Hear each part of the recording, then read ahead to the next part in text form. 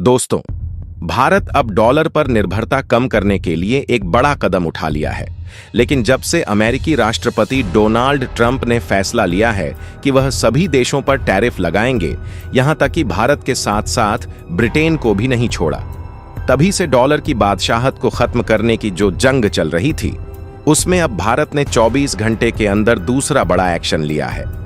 भारत ने एक दो नहीं बल्कि पूरे 30 देशों के साथ मिलकर डे-डॉलराइजेशन यानी डॉलर की निर्भरता कम करने की शुरुआत कर दी है। भारत में रुपए में ट्रेनिंग के लिए स्पेशल अकाउंट खोले हैं। भारत यूएई, भारत इंडोनेशिया और भारत मालदीव ने लोकल करेंसी सेटलमेंट सिस्टम लागू कर दिया है, जिससे डॉलर की जगह सीधे रुपए में व्यापार होगा। आरबीआई यानी भारतीय रिजर्व बैंक ने 56 विशेष वस्त्रों अकाउंट्स खोले हैं। यानी कि कहने का मतलब ये है कि इन देशों के बीच भारत को अपना सामान खरीदने और बेचने के लिए डॉलर में पेमेंट्स नहीं करना पड़ेगा, बल्कि सीधे रुपए में पेमेंट्स होगा, जिससे इन 30 देशों को सीधे रुपए में व्यापार की सुविधा मिल रही है। लेकिन डोनाल्ड ट्रंप ने तो साफ कहा था कि अगर कोई भी देश डॉलर के खिलाफ जाएगा तो अमेरिका सख्त कार्रवाई करेगा। लेकिन भारत ने अपनी रणनीति बदल दी है। अब आप कहेंगे कि कैसे भारत ने डॉलर को कैसे चुनौती दी। पूरी जानकारी क्या है जानेंगे हमारे आज के इस वीडियो में। लेकिन अभी तक हमारे इस वीडियो को लाइक नहीं किए तो जल्दी से इस वीडियो को लाइक करें, हमारे इस चैनल को सब्सक्राइब करें ताकि हमारा हर एक वीडियो आपको आसानी से मिल जाए। तो चलिए आज की जानकारी को समझते हैं। चलिए जानते हैं कि किन देशों ने एक रुपये को अपनाया। भारत अब रूस, UK, Germany, Singapore, Sri Lanka, Bangladesh, Kazakhstan, Oman, Kenya, Israel, Malaysia, Myanmar, Fiji, Tanzania, Mauritius, Belarus, Botswana, Maldives, Indonesia, New Zealand सहित 30 देशों के 7 रुपये में व्यापार कर रहा है। इसका सबसे बड़ा फायदा भारत को यह होगा कि उसे डॉलर के भंडारण की जरूरत नहीं होगी, जिससे भारत की अर्थव्यवस्था और विदेशी मुद्रा भंडार मजबूत होगा। इस बात में दो राय नहीं है कि कोई भी देश कितना ही बड़ा या फिर सुपर पावर क्यों ना हो, अगर वह सुपर पावर बना है तो कुछ देशों के सपोर्ट से ही बना है और उन्हें हमेशा ही उन देशों की जरूरत पड़ती रहेगी। और अगर वह देश चाहकर भी बाकी के देशों से डिपेंडेंसी हटाना भी चाहता है तो फिर उसकी अर्थव्यवस्था और देश को डूबने से कोई भी देश नहीं रोक सकता। और खासकर अगर कोई सुपर पावर देश अपने आप में यह सोच ले कि हम दूसरे देश से फायदा तो लेंगे लेकिन सामने वाले देश को कुछ फायदा नहीं होने देंगे, तो क्या भला सामने वाला देश उस सुपर पावर देश से अपना रिलेशन रखना चाहेगा? तो इसका सीधा जवाब है कि बाकी के देश सुपर पावर देश से दूरियां बनाएंगे और अपने छोटे मोटे देश में ही अच्छे तरीके से मिलजुल करके बढ़ेंगे, ताकि सुपर पावर जैसे देश को भी भविष्य में टक्कर दी जा सके। ऐसा ही कुछ हाल अमेरिका जैसे सुपर पावर देश का हो रहा है, क्योंकि अमेरिका में जब से ट्रंप आए हैं, उनका जिन देशों से फायदा हो रहा था उन देशों के साथ तो बड़े अच्छे तरीके से पेश आ रहे हैं। लेकिन जो देश इनके मार्केट से अपना फायदा उठा रहे थे, उन देशों पर एक साथ भारी टैरिफ लगा रहे हैं। और जब से इन्होंने कई देशों पर 1525 या फिर 50% की टैरिफ इंपोज की है, तब से ज्यादातर देश इनसे खासा नाराज है और वह मिलकर अमेरिका को सबक सिखाना चाहते हैं। हालांकि बाकी के देश एक साथ मिलकर अमेरिका को सबक तो जरूर सिखाना चाहते हैं, लेकिन ऐसे में जब तक भारत की एंट्री ना हो, खेल में मजा नहीं आता, लेकिन खेल दिलचस्प बन जाए। इसलिए भारत ने डायरेक्टली तो नहीं लेकिन इनडायरेक्टली अपने रुपए से अमेरिका के डॉलर को ही चुनौती देना शुरू कर दिया है।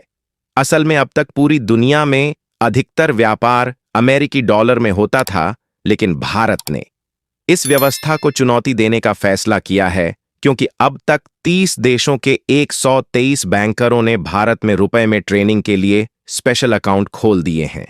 इसका मतलब यह है कि इन देशों के साथ अब डॉलर के बजाय भारतीय रुपए में सीधा व्यापार होगा। दरअसल अब तक दुनिया का 85% व्यापार डॉलर में होता था, लेकिन अब भारत ने इस सिस्टम को बदलने की शुरुआत कर दी है।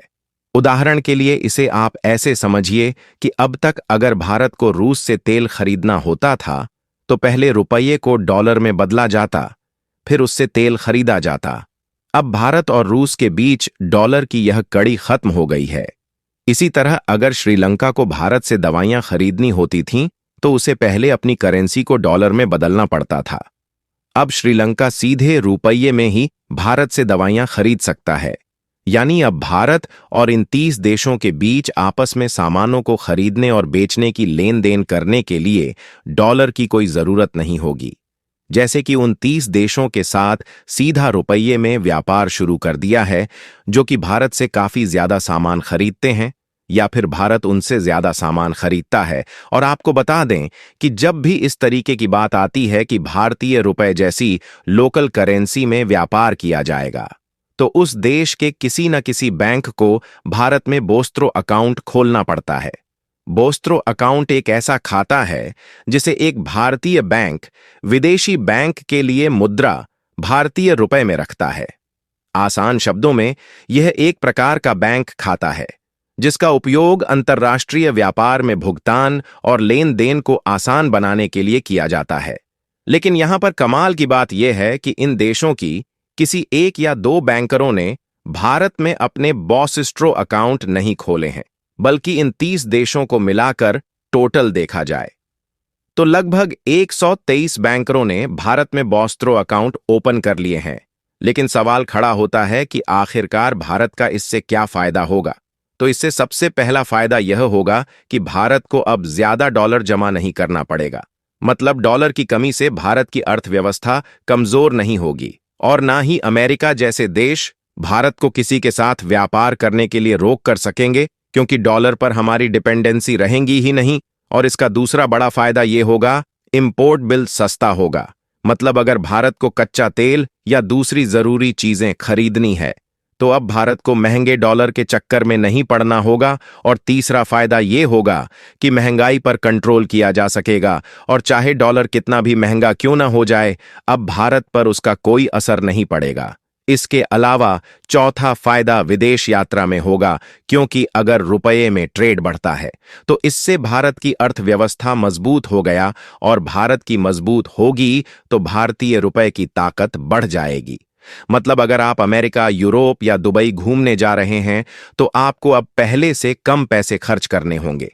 इसके अलावा सीधी सी बात है कि अब जब भारत सीधा रुपये में व्यापार करेगा तो भारतीय कंपनियों का एक्सपोर्ट बढ़ेगा, जिससे नए रोजगार पैदा होंगे। क्योंकि पहले ज्यादातर बड़ी बड़ी कंपनियां ही दूसरे देशों में अपने सामान भेज पाती थीं, लेकिन रुपए में भुगतान होने से छोटी मोटी कंपनी भी वे अपने सामान को भी इन देशों की मार्केट में भेज पाएंगे। यानी कि जो डोनाल्ड ट्रंप पहले ही कह चुके हैं कि अगर कोई देश डॉलर को कमजोर करने की कोशिश करेगा तो अमेरिका उसके खिलाफ सख्त कदम उठा सकता है, जिससे अमेरिका का डॉलर खुद अब खतरे में पड़ चुका है। क्योंकि यूरोपीय देश खासा अमेरिका से नाराज है और जीतने देश पर टैरिफ लगाने की धमकी दी है। यह सभी देश अमेरिका के खिलाफ खड़े हैं। किसी भी करेंसी को ग्लोबल बनाने के लिए 3 शर्तें पूरी करनी होती हैं। पहली यह कि वह कई देशों में व्यापार और निवेश के लिए इस्तेमाल हो, और दूसरी ये कि उसकी वैल्यू स्टेबल होनी चाहिए, और तीसरी ये उसमें ज्यादा से ज्यादा इंटरनेशनल ट्रांजैक्शन होने चाहिए। भारत इन तीनों शर्तों को पूरा करने की दिशा में तेजी से बढ़ रहा है, जो कि इस बात का संकेत कर रहा है कि भारतीय रुपया ग्लोबल करेंसी बन जाएगी। बाकी आपको क्या लगता है कि क्या भारत का रुपया एक दिन ग्लोबल करेंसी बनेगा या नहीं? कमेंट करके अपनी राय जरूर बताएं। और दोस्तों, हमारे इस वीडियो को लाइक नहीं किए तो लाइक करके जाएगा। तब तक के लिए जय श्री राम।